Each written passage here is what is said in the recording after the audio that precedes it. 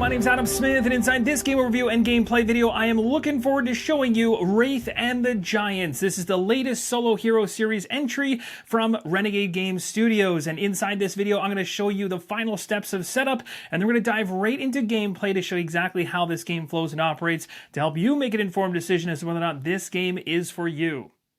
Every 23 years since time unknown, giants have risen from the lands beyond, marching towards the village to feed. Your grandmother fought and defeated these monsters while she was alive. The duty had fallen to her upon the death of her grandmother, and so forth, back as far as legend records. Your grandmother is gone, so now you must take up her sword and bow as a living shadow. Can you continue the story and protect the village from a catastrophic end? Wraith and the Giants is a solitaire game of epic battles against elemental giants. You progress through 4 unique boss fights at 3 different Wraith ages, chaining your card combos to scar and defeat the giants. Your first solo game up against an elemental giant will be the Earth Giant, which I partially set up here, and we'll finalize that setup in just a moment as you progress through all the other giants, going to the Water Giant, Air Giant, and finally the Fire Giant. There's reference cards inside the box to remind you of the giant order. As you begin the game, you'll start off as a young Wraith, and then you'll progress to an adult Wraith, and as it depicts on the reference card for the Wraith order, you'll eventually get through to the Elder Wraith. The game also includes a storybook, which you'll want to read as you go into the battles for each of the elemental giants. So for instance, for this Earth Giant here, you'd flip to the very first section here, and it's a number of pages to read through in order to give you an idea as to the story leading up to this battle. And once you get through this story, then you have a better appreciation for what's going on in the actual world that you are playing inside of. Once you get to that next chapter, you know you're moving on to the next giant, and you can close the book and continue your battle. Now the first step of setup is to place the boards in the center of the table, so we have the giant board on the left and the Wraith board on the right. The pawn's in a space known as the ground level. This is where you begin, not on any coordinate on the monster itself. You'll see coordinates like A1, A2, A3, or for instance, different letter combinations with numbers like B3, B2, B1. Next up, we'll set up the Wraith deck. Very simple. Find the cards with the icon that matches the top left of the Wraith version that you're playing. In this case, we're starting with the young Wraith. We have an icon right there, so we find all cards with the same similar back, shuffle them together, and we're going to draw 5 cards. I've shuffled the deck and drawn 5 cards. We'll take a close look at them in just a moment. I placed the deck to the right side at the bottom of this dashboard, so I have an area for a discard pile. Here's a look at my first hand of cards. We got Dive Bomb, Strong Swing, Sprint Climb again, and Light Stride. Now let's set up the giant deck. I've got the deck here. Again, you know you have the right one. If you match the icon with the icon next to the name of the giant you're going up against, take that deck and shuffle it up, draw 5 cards off the top. Those cards are removed and go back to the box. With a random 5 cards now removed from the top of the deck, we're going to reveal the top 5 cards of the deck and place them in a row to the right side of the giant deck. And it's worth noting that revealing these cards during setup do not trigger any abilities or attacks towards you. I've set up my general pool for wounds. They're all inside of a game tray. The game tray does not come as part of the game, but it helps for organization purposes. I've got different tokens in here. Some of the wound tokens represent 1 wound, others represent 3. Now you might have noticed on the Earth Giant itself, in the top left-hand corner, there's a wounds area here, which is shadowed in, and below it states wounds plus 30. When we set up how much health this monster will have, represented in wounds, which will sit up here in the top left-hand corner, we take a look at the Wraith board itself, which will tell us the giant health is going to be 5, plus it's going to be modified by the 30 that's sitting here, and that's going to be a total of 35 wound tokens we'll be placing in this top left-hand corner. When you place your wound tokens in the top left-hand corner for the Earth Giant, you can choose how many 3 wound tokens or single wound tokens you use up here, so long as the total is 35. Last but not least is the Rage card. You'll place this below your giant deck, and you're also going to place a red tracker cube, not on any position of this track just yet. You can just place it off to the side for now. And that's all you need to do to get the very first battle all set up against the Earth Giant. Remember, not all game components are used here. You'll notice there are some game components I haven't touched on yet. We'll talk about some of these towards the end of the video. As the game progresses, you'll start to use these. You can add them in. This will enhance your experience overall. Also, remember, your Wraith is going to increase in age and get older, and that's going to open up additional abilities and opportunities against these giants. And of course, the giants themselves are going to throw unique things at you per each of their elemental themes. Before I dive into gameplay, let's talk about win and loss conditions, starting with the win conditions. So there's a couple ways that we can win the game. The first way is if we've emptied the giant's health pool. So we know the health pool for the giant is in the top left-hand corner, represented by wounds. If we can get all of those wounds off of the giant, then we have effectively taken it down. The second way we can win the game is focusing on the Giants row up top. You'll see a number of cards revealed, which we did during setup. In the top right-hand corner of each of those cards is a defensive value. So essentially it is a wound threshold. Once we get enough wounds on that particular card, then that card flips over and becomes a scar. So as we deal wounds to weak points on the Giant, which are specified right on the card itself, you'll see A for this one, B2 for this one. You'll see the icon differences really come down to whether it's a pinpointed location or it's an area. So for instance, A is an area. There's multiple A's on this monster, whereas B2 is a very specific weak point. So if we pick B2 to target and we're hitting it for damage, whether it be melee damage or range damage or using bombs, when we place wounds on that card for a weak point attack, we're going to take them from the pool that's here, diminishing the original win objective, which is to get rid of all of these, but also putting wounds on a card to eventually be able to flip it over and turn it to a scar. So if we place 7 wounds on this card, the moment we do so, we get to go ahead and flip that card over to its scar side. All the wound tokens on top of the card are placed back in the general pool. So that would be back where I had the game tray worth of wounds. Also worth mentioning, if you happen to have so many wounds being dealt to a wound limit, you go beyond it, the excess wounds don't do anything for you, they're just lost. So getting back to the win conditions, the second one I mentioned was getting 3 scars on this Giant. So if we can accomplish that, we immediately win the game. So in other words, if we focus our attention on getting 3 scars, we can actually finish this Giant off faster than trying to take out all 35 wounds. So to summarize the 2 win conditions, if we deplete all 35 tokens in this area here from the Earth Giant, that is a win, or if we get 3 scars, that's also a win. Now let's talk about the loss conditions. Now just before I get into those, there's 3 ways to lose. I do want to mention the fact I haven't gone over the nuances of how the Giant row operates, as well as gone over how these cards work and the icons on them. Don't worry, all that will be covered in gameplay and everything will connect. The first way we can lose the game is if the Giant reaches the village. This is denoted by the deck for the Giant running out. So essentially over the course of the game, the Giant row will have cards coming into it. This deck will eventually deplete down to nothing, and that means that the Giant has traversed from where it started to the village, and well, you did not take this thing down in time. The second way you can lose the game is if your Wraith runs out of stamina, and this happens if you have to draw cards to refill your hand and you don't have any left to do so. The third and final way we can lose the game is if our Wraith wound limit is reached. We can be safe up to 8 in our case, as 9 is our limit. Once we hit 9, though, we've succumbed to our wounds, and at that point, the Giant has destroyed our village while we tried to defend it. Without further ado, let's dive into gameplay. We'll take a look at the reference cards to get a high-level understanding of things. So on the left-hand side, we got the turn order. Player action step is first, where you play 2 cards from your hand, 1 to each row. Perform fearless actions. We'll talk about that. You'll see the rows. First action row there, second action row here. We'll go through that in just a second. Refresh steps after that. Discard any number of cards from your hand, then refill your hand to 5. And then the Giant action step, where the Giant's going to activate, attacking the Wraith with the leftmost card in the Giant row, then revealing a new Giant card and triggering additional attacks if they correspond to an icon on the card. You'll see the icon guide to the right. It's a handy thing to have when you first start playing the game to understand what each of these icons mean. Keep an eye on these because you'll see them throughout gameplay, and they will mean different things in terms of what we can do as a Wraith and what the enemy will be doing to us. We're now inside the player action step, and inside this step, we have to place a card into the first action row and then place another card into the second action row. We can't change the order of that. It always has to be first action row first and second action row second, but there is one other thing you can do in between these actions. On the dashboard for our Wraith, anytime during the player action step when you're not in the middle of resolving one of your action cards, you can take a fearless action. So you can go ahead, for instance, and descend 1 space, or you could attack for 1 melee wound, or you could actually ascend 1 space. But in order to do these fearless actions, there is a price. As useful as they are, and as free as they are to do, and you can do them as many times as you wish, you have to pay a wound for each time you do it.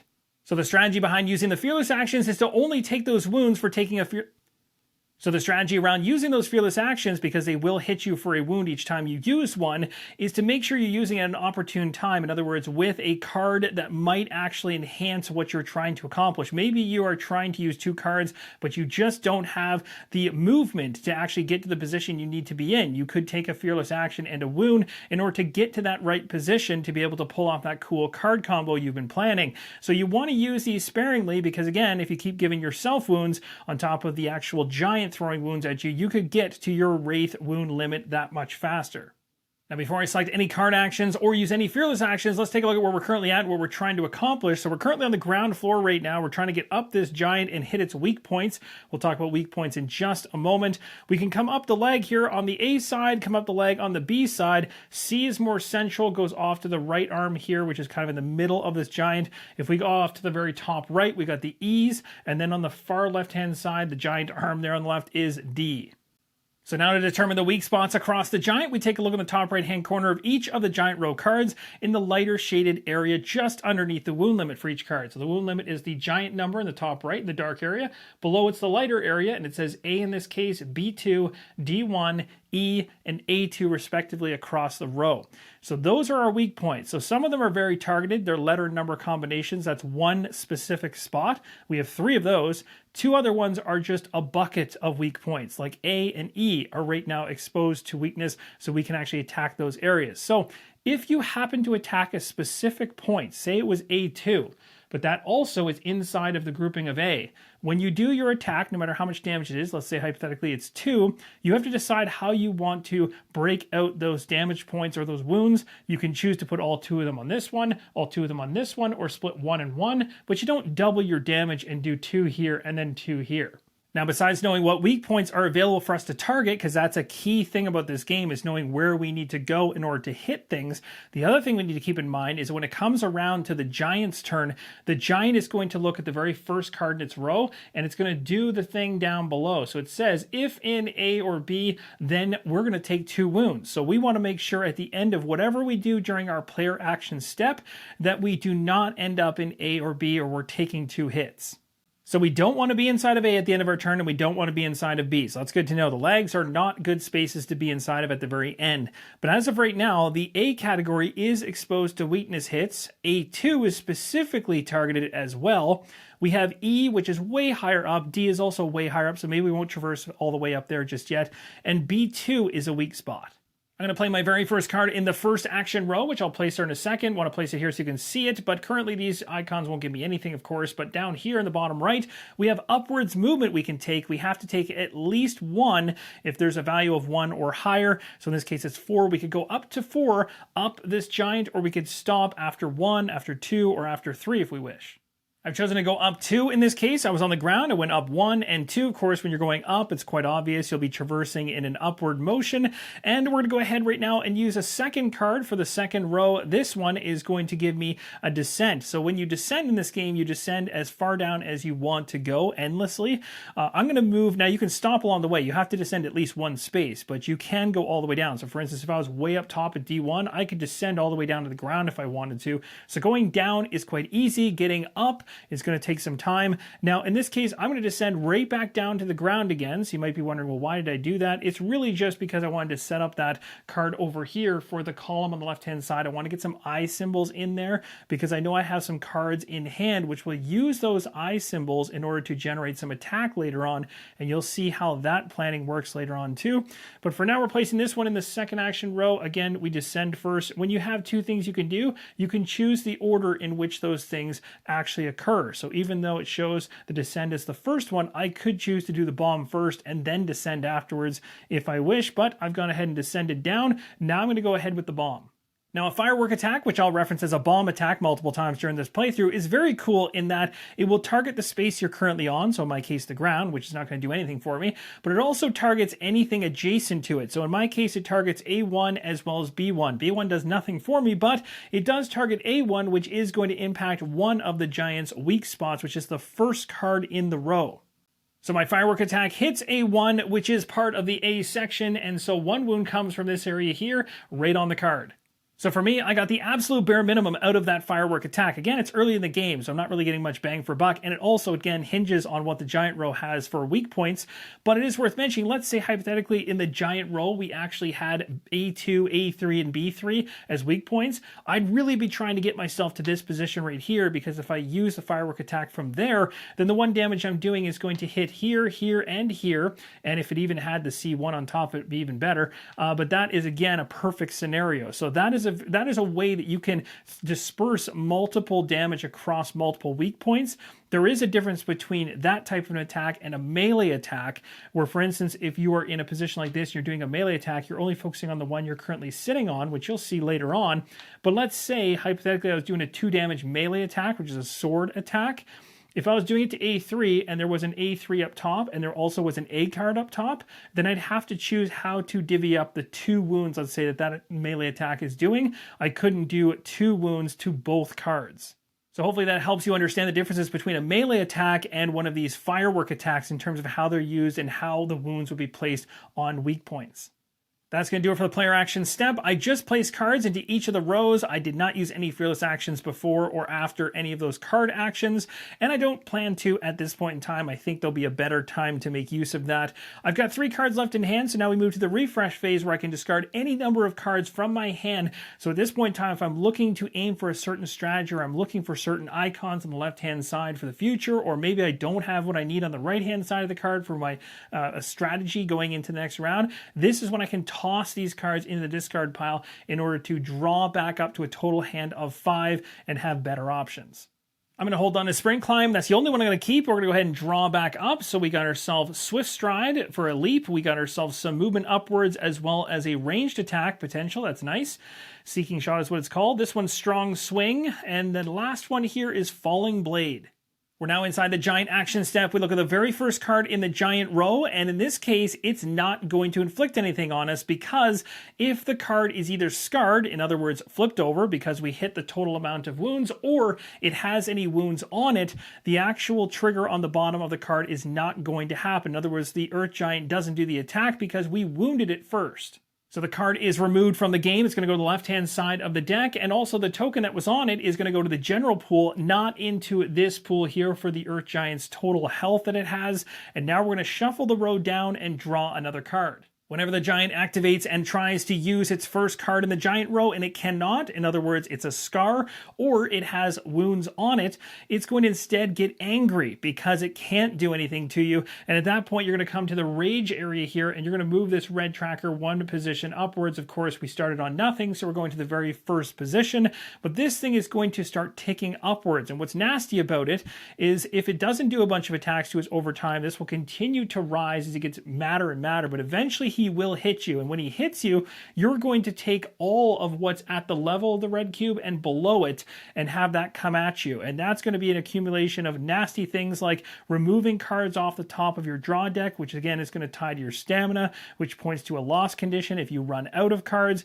And then you've also got the wounds here, which are going to throw straight wounds on your character, which again are going to go against your wound limit, bringing you closer to death. So if this thing really ticks up and it throws damage on you from a card up top, it's adding this on top of it, and it can be a lot all at once. Now let's go ahead and shuffle this row down to the left, and we're going to draw that new card and place it at the far right of the row. When a new card is added into the row, the first thing you're going to do is take a look at the icon to the left of the ability, and you're going to see if that icon exists on any of the cards presently in the row. If it does, you're going to resolve them left to right. Currently, I'm lucky because this icon does not exist in the other 4 cards, and of course, it's not going to trigger the card that was just revealed. Worth noting that some cards will come in with conditional effects or things that are passive. In this case, this is a passive one, always active. It says weak spots adjacent to this card are dealt 1 fewer wound when attacked. That's going to make me trying to place wounds on this one tougher because if I do 2 wounds to it, it's only going to do 1. Now looking at my hand of cards here, I don't have anything that can do a really powerful attack. At this point, I'm still building up, and at best, I can just do 1 wound.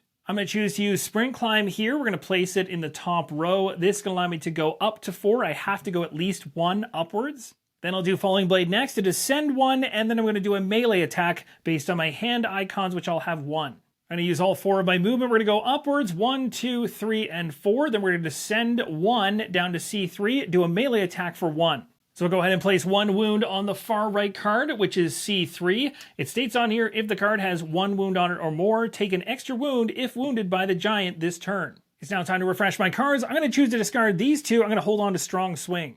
Let's find out what we get off the top of the deck. We have Strong Swing already. We got ourselves Seeking Shot. We have Jump Slash. We have Quick Shot. And finally, Light Stride.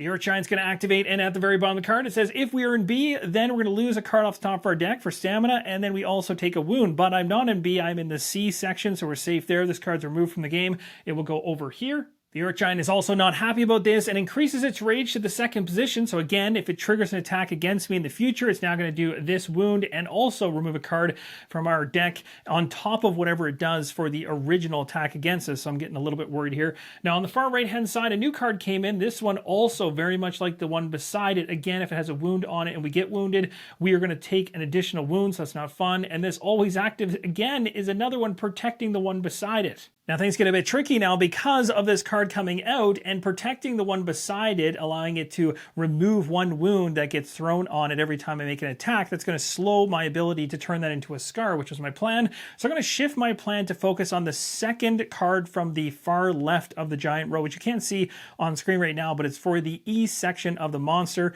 So we need to get to the top right of the monster, and I have an ability right now that I could use 2 cards to generate 4 damage. I'm going to go ahead and use Seeking Shot. I'm going to use one of the movement of 2 I have here going upwards to get in position. Then I'm going to make a ranged attack based on the eye icons. I've got 2 of them, so that's 2 damage right there. And then after that, I'm going to go ahead here and do a leap. This leap is going to be just for 1. I'm going to have to do at least 1 leap, which is fine. And then when I'm in position, I'll be doing a melee attack on the position I'm in, and that's going to be for 2 damage based on the hand symbols. So the card I'm now focused on, rather than this one, which is protected by cards beside it, is going to be the one in this position right here for 9. We need 9 wounds on this one, and we can hit any of the E weak spots in order to put wounds on it, so that's good. We're going to go ahead right now with the movement upwards. I'm going to move just 1 up, and then we're going to go ahead and make that ranged attack. Ranged attacks are to any adjacent space, so I'm going to be shooting the E1 from where I'm currently at, and again, it's only adjacent space. 1 adjacent away has to be connected by the line,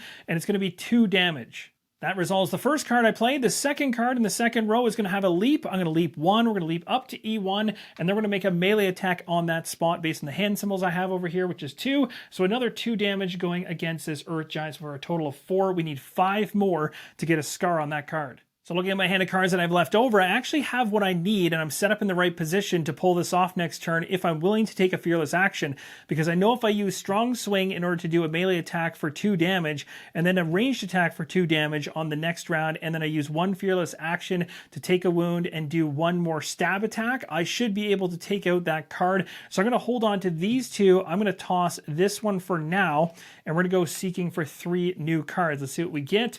This will help me in a future round. Maybe it'll even help me in the round I'm going into, but I've got the cards I need. So this one's a nice one. We got ourselves Skilled Swing, and finally Seeking Shot. The Giant is now going to activate. It's going to activate the first card in the row. It says if we're in D or on the ground, then we're taking 3 wounds. Thank goodness that's not happening. This card is now removed from the game, and again, it's not going to be happy that it can't attack me, so the rage is going to continue building, which is not fun.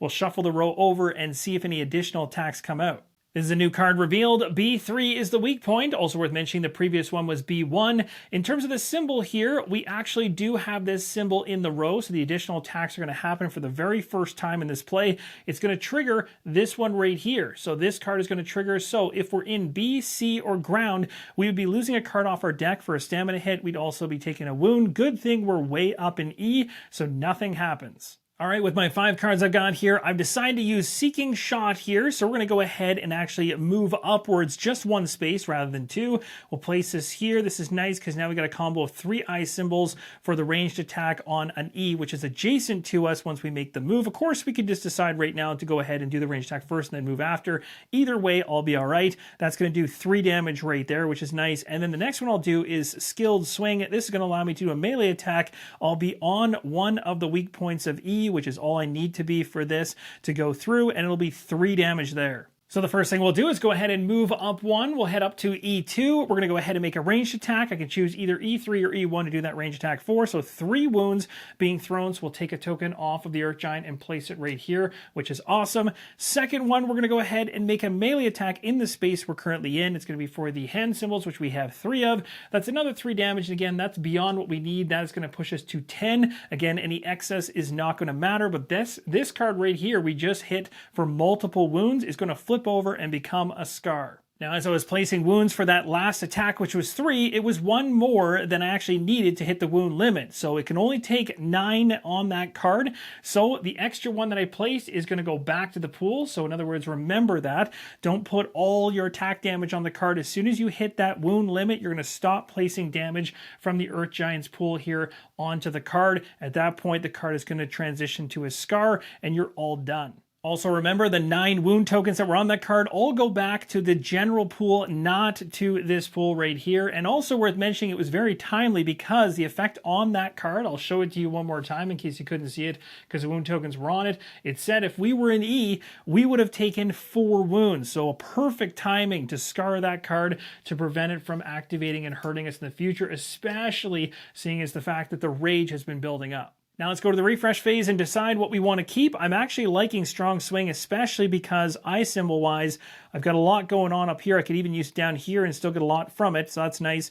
These ones are going to be generic 2s, which aren't bad, but once you get yourself going with your synergies on the rows, you may have more damage potentially being able to be used from there. So you might want to try to find other cards that can start comboing for higher amounts of damage beyond 2, but it's nice to have these as backups when those cards don't come through. But I'm going to risk it. I'm going to toss these 2. We're going to draw up 4 cards. Let's see what we get. We got ourselves, nice. We got one of those firework attacks for 2 this time. That's handy. We got ourselves a jump bomb. We got ourselves a skilled shot. And finally, we got skilled climb. At this point, the Giant's going to activate, and the first card in the row is a scar, which means it's not going to be able to do anything to us. It's going to go up here when you have a scar in the row that gets discarded. You still want to keep that scar count, because once you have 3 and it hits the scar's limit, you have beaten this boss. So just slide it up to the top. Everything else will slide down. You'll draw a new card out and put it on the edge. And again, because the monster was unable to attack you, the rage increases yet again. The new card revealed is this one right here, and it has this icon on the left, so we take a look across the row to see if there's any icons like it, and there definitely is. On the far left-hand side, we have the exact same icon. It states, if in an A or ground, you're going to take 3 wounds. Thank goodness we're up in the E area, so we're not going to take that hit. Time for another player turn. We have 1 scar to the 3 we need to take this thing down. Let's continue pushing to see if we can make it happen. Now, the ones I'm aiming for now, based on the weak points that we have in the row, we have an A3, a B3, a B1, an A2, and a C3. So very much the legs are the target right now. We have multiple options. So what I'm thinking of doing is going for where I'm at the very top of this creature. If you want to get back down to the ground level, one way is to have that descend arrow icon, which is this one right here, which is pointing down 3 arrows, allows you to descend all the way down. I don't currently have that on my cards. I could use a fearless action to take a wound and get 1 descent downwards, but that would just move me 1 space, and that's not enough. You'd need to have the one without the numerical value to allow you to descend all the way to the ground. The other option you have is to use the one that has the upward arrows, which is this one right here, skilled climb, and instead of going upwards, when you're at the very top position of the giant, when you have nowhere else to go upwards, you can actually instead drop right down to the ground. So I'm going to choose to use skill climb in the first row, which is great because it adds to my eyes that I'm building up. It also adds another hand symbol in here. Based on the hand symbol, I can go 2 upwards, but again, if I'm at the very top, I can just drop straight down to the ground. Now it's time to play the second card, and honestly there's a lot going on here, but right now we have 2 cards that are always active and they're protecting cards around them, which is causing me some problems.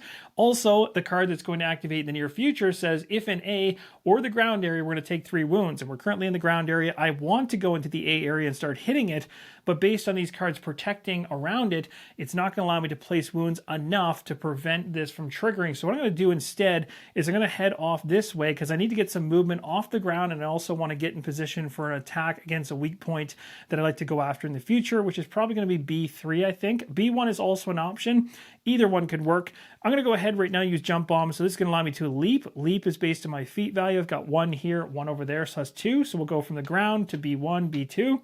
Worth mentioning, leap is cool from the standpoint that you can go up and down inside the same numerical value worth that you have from that ability. In other words, when you're using the icon that allows you to climb, you can only go upwards unless you're at the top of the monster, then you can drop to the ground. If you're descending, you can only go downwards, but leap allows you to go up and down, which is really useful for getting through arms, for instance, on this Earth Giant. Now this card, as I mentioned before, is not going to provide me with much, but it's going to be doing a little bit of a firework attack, but that firework attack is not going to do much of anything because B1 is beside an active card protecting it from 1 wound, and then B3 is beside another one that is always being protected as well. So this does nothing in terms of attack. Now, in this situation, this card didn't do too much, but it does provide an icon for the future. It is worth mentioning there's other ways you can play cards into these rows. Instead of playing cards into your row face up, you can place them face down. You'd want to do this in a situation where you maybe have a lot of wounds.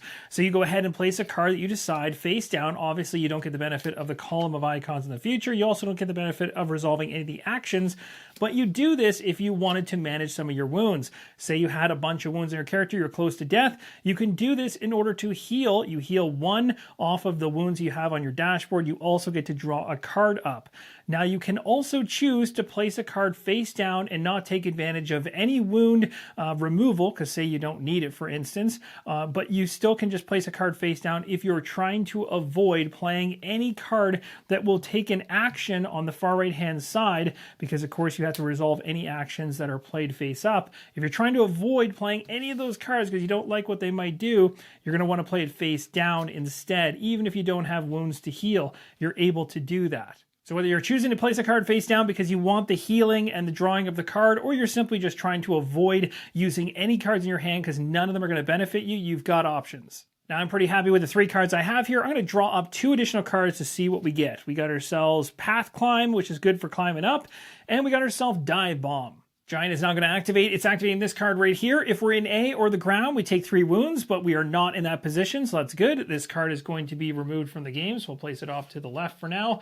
And we're going to continue shuffling things over, draw the next card, and the rage is increasing to the top position. So the next time, or any time, this monster actually lands an attack against me, this giant, it is going to be pretty bad. We are getting very, very lucky with some of these pulls. So this one that just came up has an icon that does match this one over here. So we're going to trigger this. It says if in an A or E, then we take a wound. We are not. We're currently in B. We're still lucky. And the rage meter is still full on this giant. I'm going to choose to take a wound and do a fearless action for the first time in the game. So we're going to go ahead and take this wound, place it here. In order to do a climb, we're going to go up 1 position to B3. Next, I'm going to choose to play Skill Shot up here. This is going to give me another eye, so I've got 1, 2, 3, 4, 5 of them, and this Skill Shot's doing 5 damage. I'm going to target A3 as it's not being protected by these other 2 ones that have the Always Active on, so it's going to be 5 damage on that one. That was a pretty awesome hit. The next one should be even more fun. I'm going to go ahead and use Firestorm here. This one is a 2 damage firework attack. This is going to target a number of locations nearby. So currently the one I'm on, B3, is a weak point, so it'll target B3. It is protected by this, so 1 wound will come off it. So 1 wound will go to this card here. So we'll have 1 on B3. C2 is also going to get hit by this, and C2 is part of the C1 over here. So 2 wounds going to that one. I'm going to have to break this out. And last but not least, A3 is going to get hit for 2, which is beside me as well. And that's going to be the 7 it needs to be taken out and given a second scar. I'm going to choose to hold on to Strong Swing, and I'm going to hold on to Path Climb, but I'm going to get rid of Dive Bomb, so we'll go ahead and discard that. Refreshing back up to 5 cards, we got ourselves Skilled Climb, we got ourselves Swift Stride, and last but not least, Endurance Climb. The giant's going to activate, and again, we are in a safe position in B, so this is not going to hurt us whatsoever, and it wouldn't anyway because there is a wound token on it, so this is just going to get discarded. This goes back to the general pool. This card is gone. This deck is starting to get thinner, and we're going to move everything else down the row and draw a new card. The new card in the row is on the far right side. D3 is the weak point for it, but what's more important is whether this icon exists anywhere else, and it doesn't, so no additional attacks. We're getting really lucky we have not been hit, because I've played this multiple times outside this playthrough, and I had been hit a few times by now already, so here's hoping this continues. Now I can see that the card in the top left-hand corner is going to affect me if I'm in B, C, or the ground. So it's actually targeting a lot of different spaces. So what I'm thinking of doing is going after the most recently added card, which is a very low wound threshold or wound limit at 6. And its target is D3, which is down in the arm. So if I can get all the way up here, I'm safe from an attack, but I can also potentially do a lot of damage right now and have a better chance of getting this one gone and turned into a scar and get the victory. So let's see what we can pull off here. So first off, I'll go ahead and use Endurance Climb here. This one's going to allow me to go ahead and use my breath or lungs in order to climb upwards 1, 2, 3, which is more than enough. We'll go 1, 2, 3. Now this is where I'm going to use some fearless actions because I want to be fearless in this situation. I'm going to go ahead and take 1 wound in order to descend 1. You can only descend 1 in these situations. This icon on cards will allow you to descend up to multiple spaces downwards as long as you go at least 1. But when you're paying it from this area, you have to pay a wound per each descent. So we're going to go ahead with another wound and go down to D3. Now I'm going to go ahead with Strong Swing. This one's going to allow me to get up to my eyeball worth of damage, which is going to be 2 in this case, which is not a ton, but we'll be placing 2 damage on this one. I am then going to literally discard all the cards in my hand because I want to find some attack cards to be able to do the final damage. I got a lot of movement, so we're going to drop 5 cards. We got 1. There's 1 right there. That'll work. We got 2, 3, 4, and last but not least, 5. Now, my friends, remember the loss conditions. If you have to draw from your draw pile and you have no more cards remaining to get up to your hand limit of 5 in the refresh phase, you are considered to be exhausted. Your stamina has completely depleted, but I had just enough to get the 5 cards in hand, so we're still good. But if I have to draw any more when called by a future refresh phase, I have lost. The first card in the row states is going to be affecting B, C, and ground, so we know we're safe from all that. This card's now going to get discarded, and the rage is going to stay where it's at because this monster is still infuriated. We're going to shuffle things down the row. Let's see what the next card will be off the top and see if it triggers something. We got ourselves this symbol here, which will actually trigger this one here, but we're very lucky because this is for C and E, and we're currently in D. We have gotten so lucky with this, it's nuts. With our last turn left of stamina, we're going to go ahead and take this Earth Giant down. We're going to go ahead and use a skilled swing here. So we're placing this at the very top. It's based on the hand symbols. So we currently have 1, 2, 3, 4, 5. Yes, some of them can have double. That one up there in the top right has 2 hands inside of it. So that's 5 damage going against this D3 position, which is way more than enough to turn this into a scar. And that, my friends, is going to do it. We have taken down the Earth Giant. So an absolutely crazy ending as I didn't take any direct hits from the Earth Giant for the entire playthrough, which is different from everything I played prior to filming this, which is wild. But I want to show you what will happen because it is not an easy ride through this. Now the Earth Giant, of course, is going to be the lesser of the 4 that you go through, but I still want to mention what happens here when this all triggers. So really, at the end of the day, if you can keep yourself out of trouble with the first card, that's the obvious, that you know exactly where the enemy is going to be attacking or the Giant's going to be attacking. What you don't know is when that card gets discarded and you have to draw the next card, whether an icon on the card is going to trigger any of the cards in the row. And at that point, you get yourself in trouble. And I was just very lucky that positionally I was in the right place every single time. Now, there were safe zones. It's not just one area that was safe. There's safe pockets throughout the Giant, but I happened to be in those right pockets at the right times. Now, let's say hypothetically I wasn't, and I had a couple wounds on me, and let's say a card revealed that this one was going to trigger as an additional attack. So I'd be going to my deck, my draw deck, losing a card off the top, taking 2 wounds, which wouldn't be nice, and then immediately triggering the entire rage track from top to bottom. So how that operates is in the very top position we have Stunned, and Stunned means the first card you play on the next time you have your player turn, it's going to do literally nothing for you. You don't get any benefits out of it. It just plays into your row and that's it.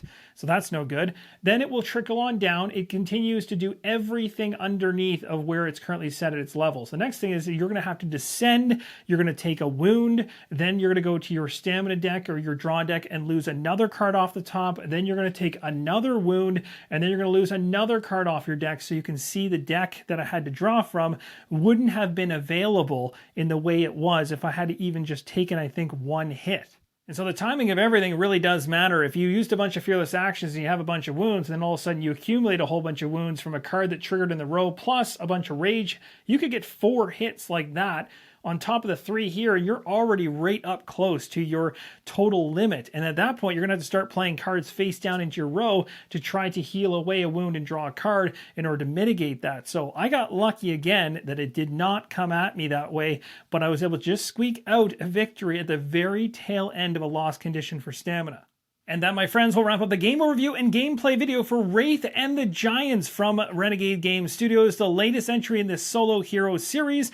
Also worth mentioning, you can add in, as you go further into the game, things like dangerous footholds. There will be tokens that you can use with the respective different bosses to go up against. These are going to add different gameplay elements. Also, as your Wraith increases in age, abilities are going to unlock along the bottom, which will have damage tokens. Instead of them sitting up here kind of in a static reservoir, they'll be taken from here and placed into positions down below on the board, which will then actually trigger abilities. So as an example, on the adult Wraith board, you can see columns, and each of these columns has a wound count of 3, 4, 5, 6, 7. All these would be populated with that number of wounds. And then once you clear the wounds from that column, you then get to trigger the ability underneath. It gets repopulated with wounds again from the actual giant you're going up against. So it creates kind of like a revolving door to trigger abilities as you play, adding more layers to the gameplay and more strategic options. For those solo players that are seeking an even greater challenge beyond defeating each of the 4 elemental giants, you can go into gauntlet mode, and you can do it at 2 increased levels of difficulty, either impossible or insane. So there's replayability there if you want to challenge yourself at a higher difficulty tier. Thanks again for watching. Let me know in the comments down below what you think of this one. If you're already actively playing it, let us know your comments down below. If you're interested in it and why, we'd love to hear about it. You can also join our Discord server where we're talking about all kinds of retail release games and crowdfunding release games in the solo gaming hobby. Thank you guys so much for watching, and as always, keep on rolling solo.